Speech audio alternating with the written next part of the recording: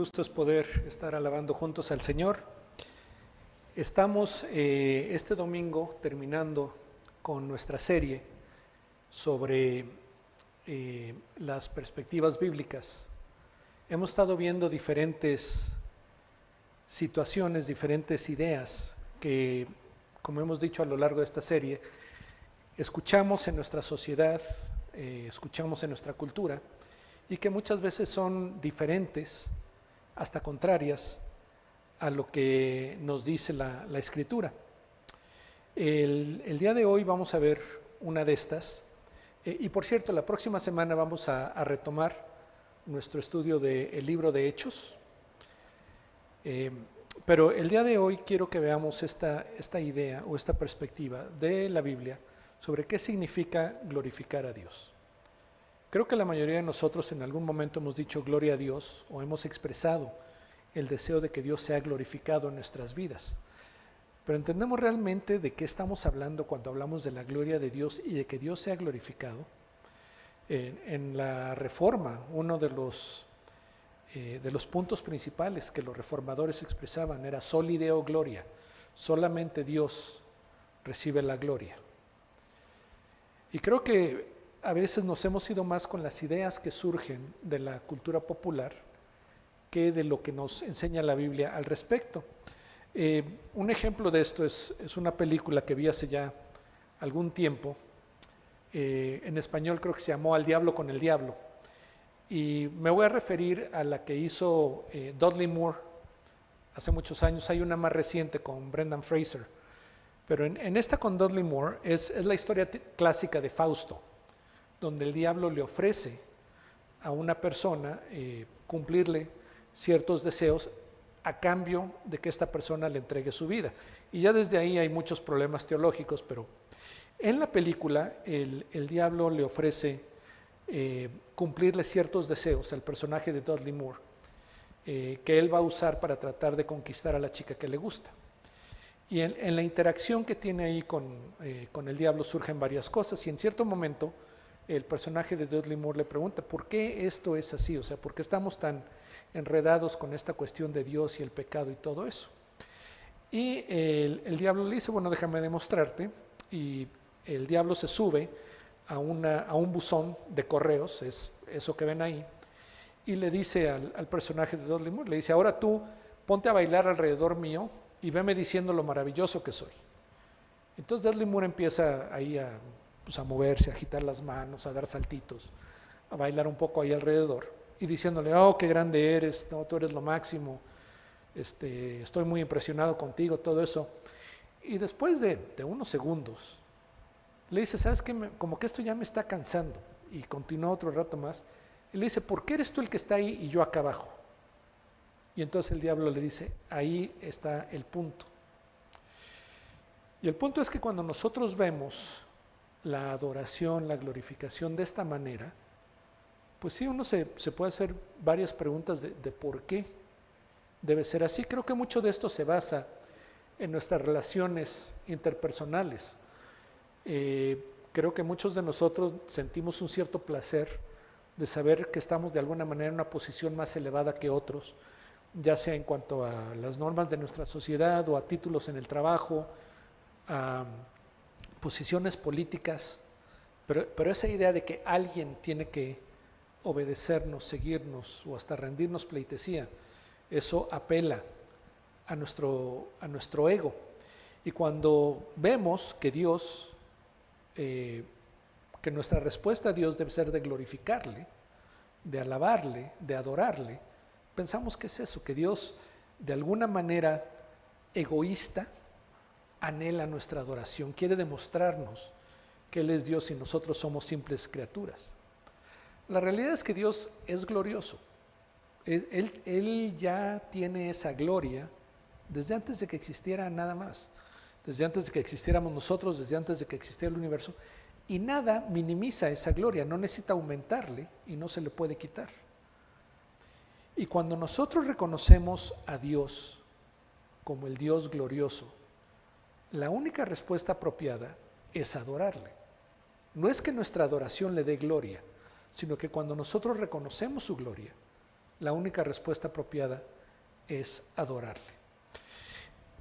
Parte del problema lo vemos también en ciertas historias de la Biblia. Conforme va desarrollando, vamos a ver 3 historias de Génesis brevemente, y vamos a ver esta problemática. La primera es Adán y Eva, lo que llamamos la caída, donde Dios había preparado un mundo a todo dar para los seres humanos, y en particular para la primera pareja, para Adán y Eva, les prepara el jardín del Edén como un lugar especial y les dice: ustedes pueden comer del fruto de cualquiera de los árboles que están aquí en el jardín, menos del fruto del árbol del conocimiento del bien y el mal, que está en el centro del jardín.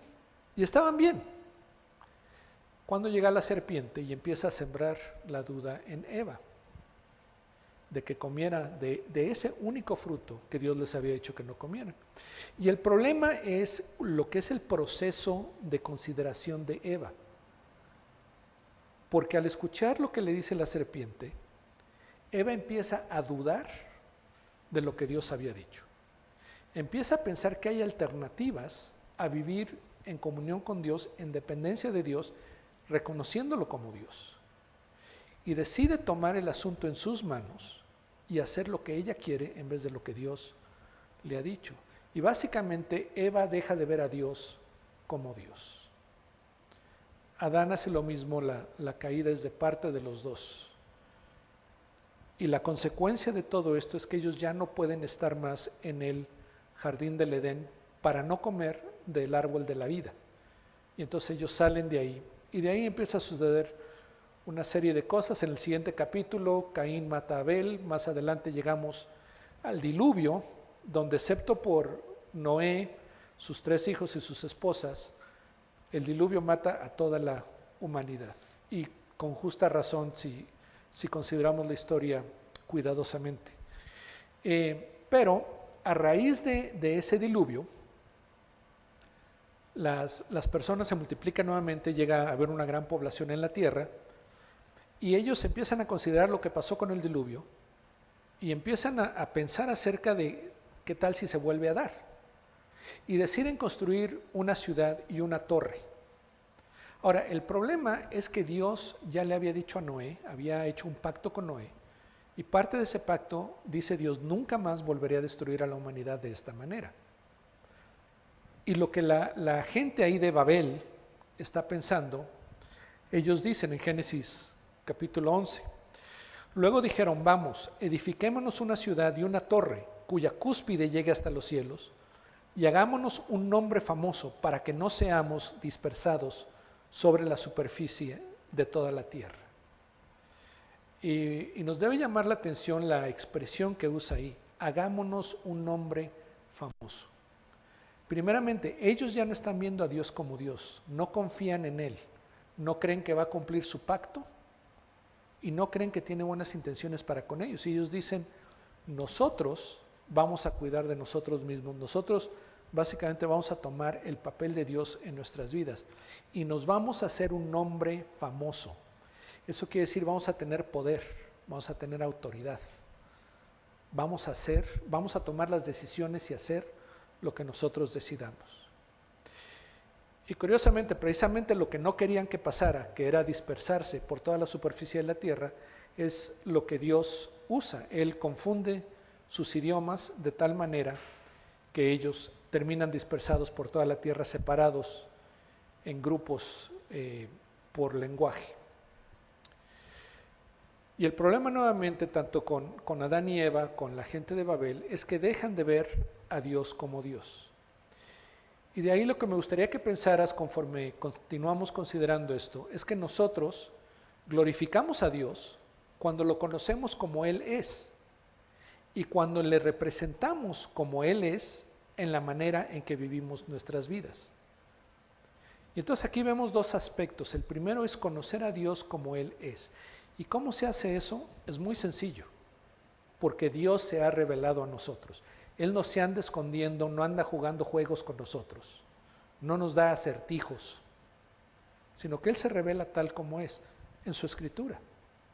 La palabra de Dios nos habla principalmente de quién es Dios. Además de eso, Él se encarnó en Jesús, la segunda persona de la Trinidad, y vivió entre nosotros como un ser humano. Y tenemos el testimonio de los evangelios que nos ayudan a conocerlo. Y la creación misma habla de Dios.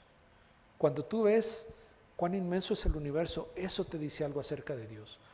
Cuando tú disfrutas la belleza de la naturaleza, eso te dice algo acerca de Dios. Cuando notas la delicadeza y la perfección con la que están hechos nuestros cuerpos, que todos los sistemas funcionan, eso te dice algo de Dios. Cuando ves la variedad que hay entre los animales, las plantas, eso te dice algo acerca de Dios. Y entonces vemos cómo Dios nos ha dado muchas maneras de llegar a conocerle. Experimentándolo, lo llegamos a conocer. Y ese conocimiento que vamos adquiriendo acerca de Dios afecta cómo vivimos nuestras vidas. Y el problema es que muchos de nosotros tenemos un conocimiento tan limitado de quién es Dios, o que ha sido más afectado por lo que nos dice la sociedad y la cultura, que nuestras vidas no reflejan a Dios como Él realmente es. Vemos algo diferente en la vida de Abraham, el patriarca Abraham. Él vivía, vamos a decir que muy contento, con la familia de su padre, sus familiares. Ellos eran nómadas, pastores, y él estaba ahí cuando Dios se le acerca y hace un pacto con él. Le pide algo, le hace promesas, y esto es lo que le dice, lo vemos en Génesis 12, le dice Dios a Abraham: vete de tu tierra, de entre tus parientes y de la casa de tu padre, a la tierra que yo te mostraré. Haré de ti una nación grande y te bendeciré. Engrandeceré tu nombre y serás bendición. Bendeciré a los que te bendigan y al que te maldiga, maldeciré. Y en ti serán benditas todas las familias de la tierra. Y aquí vemos un contraste entre Abraham y la gente de Babel. Recuerdan que la gente de Babel dice: hagámonos un nombre famoso en toda la tierra, engrandezcamos nuestro nombre. Mientras que aquí Dios le dice a Abraham: yo engrandeceré tu nombre. Y además te voy a bendecir, te voy a proveer, te voy a dar una tierra, te voy a hacer una nación, para que tú seas de bendición a otros, y de hecho en ti serán bendecidas todas las familias de la tierra. Que esta es la promesa mesiánica, es en Jesús que todas las familias de la tierra son bendecidas, porque Él viene a darnos el perdón por nuestros pecados. Pero vemos aquí en Abraham esa diferencia, cuando Abraham decide confiar en Dios, hacer lo que Dios le pide, y cómo resulta en todo esto. Ahora, hay varias cosas que hay que notar acerca de esto. Dios efectivamente hace el pacto con él, le dice que lo va a bendecir, que va a engrandecer su nombre y que él va a ser de bendición. Pero esto se da a través de un proceso. No fue automáticamente que después de este encuentro con Dios, Abraham ya tenía un conocimiento de Dios reflejado en la manera que vivía, perfecto o muy avanzado. De hecho, Abraham hace varias cosas en el transcurso de ir conociendo a Dios que van en contra de la voluntad de Dios, que no son de bendición ni para él, ni para su familia, ni para la gente alrededor de él. Pero en ese proceso, Abraham va conociendo más a Dios, lo va experimentando más, y conforme va creciendo, vamos viendo reflejado en él más y más de aquello por lo que es conocido su fe en Dios. Y esta fe que glorifica a Dios es el resultado natural de conocerle. ¿Por qué? Porque Dios lo pone en diferentes situaciones donde él tiene que escoger si va a responder en base a lo que conoce de Dios o va a responder en base a sus propias fuerzas, a sus temores, a lo que él considera su sabiduría. Nuevamente es un proceso, y cuando nosotros conocemos a Dios y vivimos conforme al conocimiento que tenemos de Dios, entonces lo glorificamos. Cuando nosotros presentamos a Dios como Él es, cuando otras personas consideran a Dios debido a lo que hablamos y a cómo actuamos, Dios es glorificado. Ahora, lo interesante es que esta gloria es compartida. En el Evangelio según San Juan, en el capítulo 17, Jesús está en el jardín de Getsemaní, Esto es después de que les ha dado mucha enseñanza a sus discípulos. Judas ya hizo sus arreglos y Jesús está por ser arrestado. Y es entonces que él hace esta oración a Dios.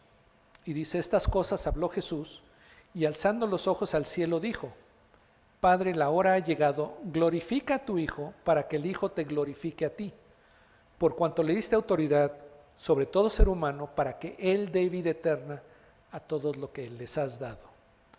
Y básicamente Jesús le está diciendo al Padre, estamos llegando a ese momento crucial de cruz, la hora ha llegado, y le dice, glorifica a tu Hijo, para que el Hijo te glorifique a ti.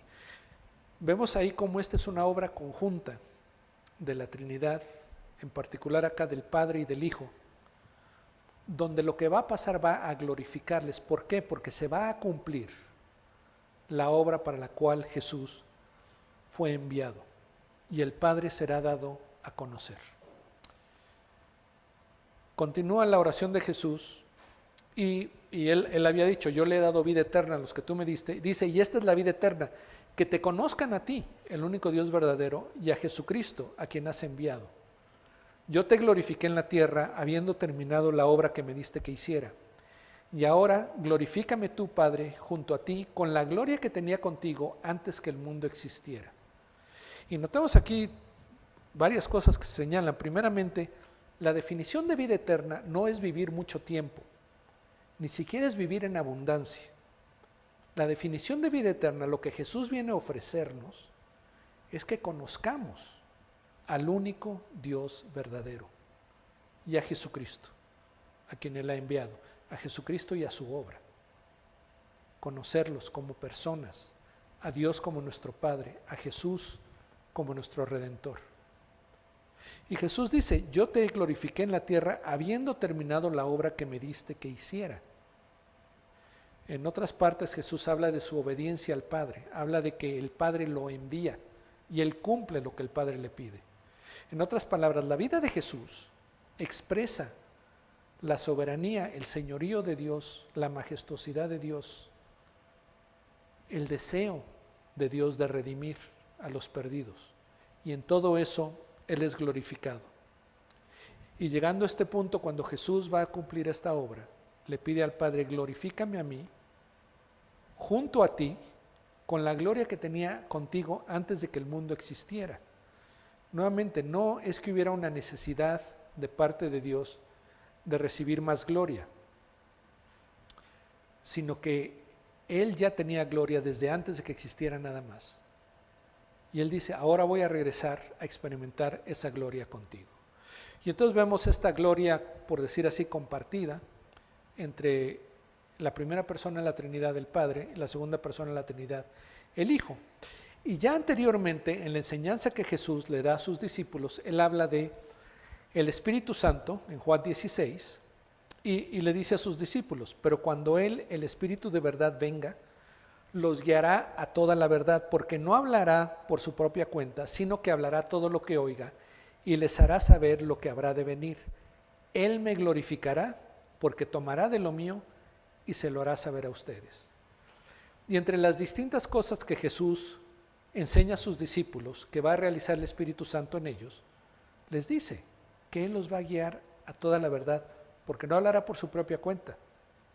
Nuevamente está hablando de que va a revelar al Padre, al Hijo, y de esa manera, dice Jesús, Él me glorificará porque tomará de lo mío y se lo hará saber a ustedes. Nuevamente Jesús, el Espíritu Santo da a conocer a Jesús, Jesús da a conocer al Padre, y el resultado es que nosotros llegamos a conocer a Dios de tal manera que Él es glorificado. Ahora, podemos ver esta gloria de Dios en las tres personas, pero ¿cuál es nuestro papel en todo esto? En el libro del profeta Isaías, Dios está hablando a Israel, y en este momento la nación de Israel ha sido conquistada, ha sido derrotada por otras naciones, y muchos de ellos han sido llevados a vivir a estos otros lugares, viven en el exilio. Y Dios a través del profeta está hablando con ellos al respecto, y esto es lo que les dice: no temas, porque yo estoy contigo. Del oriente traeré tu descendencia y del occidente te reuniré. Diré al norte, entrégalos, y al sur, no los retengas. Trae a mis hijos desde lejos y a mis hijas desde los confines de la tierra. A todo el que es llamado por mi nombre y a quien he creado para mi gloria, a quien he formado y a quien he hecho. Y en este mensaje de redención, de restaurar a las personas, a su tierra, a la tierra prometida, Dios les da la razón por la cual fueron creados y les dice, han sido creados para mi gloria. ¿Por qué? Porque a través de la obra de Dios con la nación de Israel, con los descendientes de Abraham que llegan a ser esta gran nación, de protegerlos, de redimirlos, de regresarlos a la tierra prometida y de cumplir la promesa del Mesías a través de Jesús en ellos, Dios es glorificado. Cuando nosotros glorificamos a Dios, vivimos la vida para la que fuimos creados. Y como vemos en el pasaje de Isaías, fuimos creados para la gloria de Dios. Y glorificar a Dios es el resultado natural de que le conozcamos como es y entonces de ser quien realmente somos. Porque si Dios nos creó para su gloria, y esta gloria se da cuando conocemos a Dios y lo representamos, para eso fuimos creados, y es cuando verdaderamente alcanzamos la satisfacción de nuestro propósito de ser. Ahora, lo maravilloso es que esa gloria Dios la comparte con nosotros. Avanzando en esa oración que Jesús hace en el huerto de Getsemaní en Juan 17, Él ora por nosotros, por ti y por mí. Hoy en día, los que existimos hoy, Jesús estaba orando por nosotros en el huerto. Porque dice, habiendo hablado de sus discípulos, Él dice, pero no ruego solo por estos, por los apóstoles, sino también por los que han de creer en mí por la palabra de ellos, para que todos sean uno. Y aquellos que han de creer en Jesús por la palabra de los apóstoles somos nosotros. Porque el mensaje que Jesús da a sus apóstoles, los apóstoles lo dan a la iglesia, y a través de la historia de la iglesia, tú y yo escuchamos ese mensaje de salvación. Y es por eso que estamos viendo estas cosas ahora. Y entonces dice Jesús, como tú, oh Padre, estás en mí y yo en ti, que también ellos estén en nosotros para que el mundo crea que tú me enviaste. Y está hablando de esa unidad que vamos a tener nosotros con el Padre, con el Hijo. Y entonces dice Jesús, la gloria que me diste les he dado, para que sean uno, así como nosotros somos uno. Yo en ellos y tú en mí, para que sean perfeccionados en unidad, para que el mundo sepa que tú me enviaste y que los amaste tal como me has amado a mí. Y aquí Jesús está diciendo que la gloria que Él recibe nos la da a nosotros. Ese ser conocidos, ese cumplir nuestro propósito, tal como lo hizo Jesús, nos es dado también a nosotros, de tal manera que nosotros podemos ser glorificados, en cierto sentido, conociendo a Dios y viviendo conforme a ese conocimiento. Y todo esto está basado en el amor que Dios tiene por su Hijo y por nosotros. Y Jesús termina diciendo, Padre, quiero que los que me has dado estén también conmigo donde yo estoy, para que vean mi gloria, la gloria que me has dado, porque me has amado desde antes de la fundación del mundo. Y lo que vemos acá es que todo esto es por la relación que tenemos con Dios como nuestro Padre, en el que nosotros somos sus hijos. Es en esa relación, conforme lo vamos conociendo, nos vamos conociendo a nosotros como sus hijos y actuamos de esa manera, que Dios es glorificado. Y en aquel punto, cuando estemos todos en la eternidad que Dios ha preparado para nosotros, la gloria será máxima, porque habrá ese conocimiento que vamos a disfrutar, conocer a Dios, sabernos conocidos por Él y recibir la gloria que Él tiene para nosotros. Y por cierto, eso se inicia en esta vida, no tenemos que esperar a entrar a la eternidad para eso. Conforme nosotros conocemos más a Dios, lo vamos a disfrutar más. La razón por la que mucha gente tiene como que una relación difícil con Dios es porque realmente no lo conoce.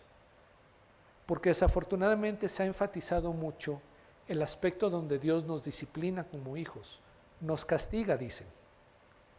Pero la misma Escritura nos dice que qué padre hay que no discipline a sus hijos y que la disciplina es una muestra de amor. Entonces sí, efectivamente Dios va a dejarnos sufrir las consecuencias de nuestros actos, de nuestras decisiones, muchas veces, pero es parte de ese conocerle a Él, de conocer su santidad, de conocer su perdón, de conocer su compromiso para hacernos santos a nosotros. Cuando nosotros lo conocemos de esta manera, empezamos a disfrutarlo de esta manera y entonces recibimos los beneficios de conocerlo así. De saber de su compromiso para con nosotros, eso nos da una paz increíble. El que yo sepa que Dios, el creador del universo, tiene su atención puesta en mí para cuidarme, para protegerme, para proveerme de todo lo que yo necesito para que se cumplan sus propósitos en mí, yo descanso, yo estoy en paz. Cuando yo sé que Dios tiene un futuro preparado para mí, que Él me tiene acá con un propósito, que se está cumpliendo por la obra de su Espíritu Santo, eso me da una gran satisfacción con mi vida. Y el tener esta paz, esta satisfacción y las muchas otras cosas que recibo de Él, le glorifican a Él. ¿Por qué? Porque mi confianza en Él, mi fe en Él, se ve. Otras personas lo notan.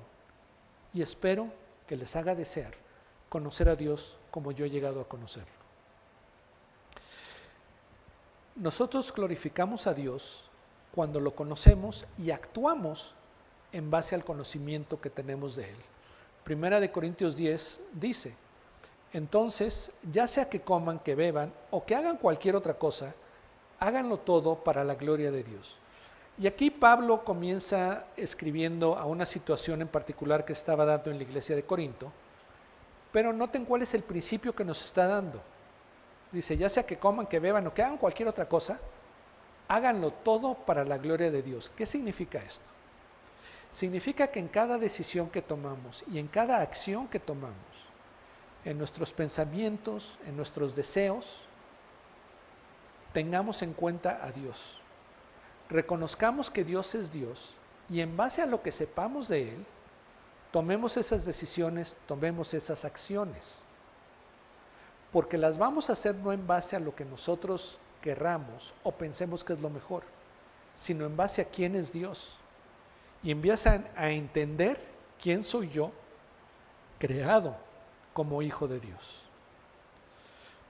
En el Evangelio de San Mateo, cuando Jesús predica el Sermón del Monte, Él hace referencia a esto también, en cómo glorificamos a Dios en nuestras vidas.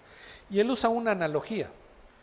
Él dice, ustedes son la luz del mundo. Una ciudad situada sobre un monte no se puede ocultar, ni se enciende una lámpara y se pone debajo de una vasija, sino sobre el candelero, y alumbra a todos los que están en la casa. Así brille la luz de ustedes delante de los hombres, para que vean sus buenas acciones y glorifiquen a su Padre que está en los cielos. Y Jesús usa esta analogía de la lámpara, de la luz que ilumina. Entonces, esa luz nos ayuda a ver las cosas más como realmente son y nos ayuda a actuar. Si estás en completa oscuridad, vas a tener miedo de moverte, de hacer algo. Pero si puedes ver, te mueves más fácilmente. Si tú no sabes qué es lo que hay enfrente de ti, cómo puede afectarte, nuevamente te paralizas. Pero si tú ves claramente con qué es con lo que estás tratando, te mueves con más libertad. Esa luz viene de parte de Dios, nuestro entendimiento de la realidad que vivimos, nuestra seguridad hacia el futuro, la importancia que le damos a las cosas, se derivan del conocimiento que tenemos de Dios. Y cuando nosotros vivimos nuestra vida en base a este conocimiento, le glorificamos. Si no estás glorificando a Dios, reflejando quién Él es y quién eres tú como hijo suyo, esto es una indicación de que no lo conoces como debieras. Hace poco mi esposa se encontró una serie que se llama algo así como El Príncipe Incógnito, donde es como un show de realidad, donde encuentran a 3 príncipes, uno de Sudáfrica, uno de la India y uno de Sri Lanka. Y estos son príncipes de verdad, o sea, son parte de la familia real, viven en palacios, tienen sus siervos, tienen autoridad sobre personas, y los llevan a vivir a Inglaterra con el propósito de que encuentren ahí con quién casarse. Pero en Inglaterra los tienen como personas comunes y corrientes, tienen su trabajo, viven los 3 juntos en un pequeño apartamento. Tiene partes cómicas también porque ellos no están acostumbrados a comportarse como la gente normal. Tienen que aprender esto, tienen que ser asesorados. Pero lo que llama mucho la atención es que conforme van desarrollando relaciones, las personas, los ingleses, digamos, no saben que estos son príncipes. Y llega un punto en el show donde ellos regresan a su lugar, donde viven como príncipes, e invitan a una de estas personas a visitarlos ahí. Y cuando esta persona se da cuenta de que este hombre, que yo pensaba que era un mesero en un restaurante en una ciudad de Inglaterra, es un príncipe que vive en un palacio, que tiene gran riqueza, que tiene súbditos, cambia la manera como se comporta. Con muchas diferencias, pero eso es lo que sucede con nosotros cuando buscamos glorificar a Dios. Es cuando nosotros conocemos a Dios como Dios, que eso va a afectar la manera como vivimos. Y esa manera en que vivimos va a dar a conocer a otros cómo conocemos a Dios. Muchas veces cuando pensamos en la gloria de Dios podemos pensar en luces muy brillantes, en su grandeza, en su magnificencia, y todo eso es correcto. Esa fue la visión que tuvo Isaías cuando ve a Dios sentado en su trono, y de hecho él cae y dice: hombre muerto soy, porque soy un hombre de labios impuros y habito en medio de un pueblo de labios impuros, y mis ojos han visto al Señor. Y él reconoce la gran distancia que existe entre Dios y él, un hombre pecador. Pero lo que hemos visto es que el glorificar a Dios a través de nuestras vidas y basado en el conocimiento que tenemos de Él, nos lleva a experimentar esa gloria, como dijo Jesús: la gloria que tú me diste la he dado a ellos. Y nosotros podemos conocer a Dios, disfrutarlo, vivir en comunión con Él. Esta semana te animo a que glorifiques a Dios en tu vida, primeramente conociéndole más. Hazte esta pregunta: ¿estás satisfecho con el conocimiento que tienes de Dios como tu Padre, de Dios como persona? ¿O quieres conocerlo más? Quizá puedes pedirle en oración que Él te dé hambre de conocerle. A veces pensamos que tratar de entender en la Biblia quién es Dios y todo eso es muy difícil. Para eso estamos, la iglesia, el puente en particular. Nos encantaría poder ayudarte a conocer más a Dios, como decimos cada semana. Y que ese conocimiento de Dios, esta es la segunda parte de tu tarea para esta semana, es que lo demuestres, que conoces a Dios en la manera como actúas, en la manera como llevas tus relaciones, en cómo tratas a otros, en las decisiones que tomas. Que cuando la gente te vea actuar, ellos digan: este es un hijo, una hija de Dios. Vamos a pedirle que así sea. Padre, nuestro anhelo mayor es conocerte como Padre, como el Dios Todopoderoso, Creador del universo, pero que se ha acercado a nosotros, que desarrolla una relación íntima, cercana con cada uno de nosotros, que a pesar de que eres excelso, exaltado, magnífico, perfecto, podemos nosotros acercarnos a ti y disfrutarte. Que entendamos esto con más claridad, que te vayamos conociendo más y que nuestras vidas reflejen que tú eres nuestro Padre, que somos tus hijos y que te conocemos. Para gloria tuya, Señor Jesús. Amén.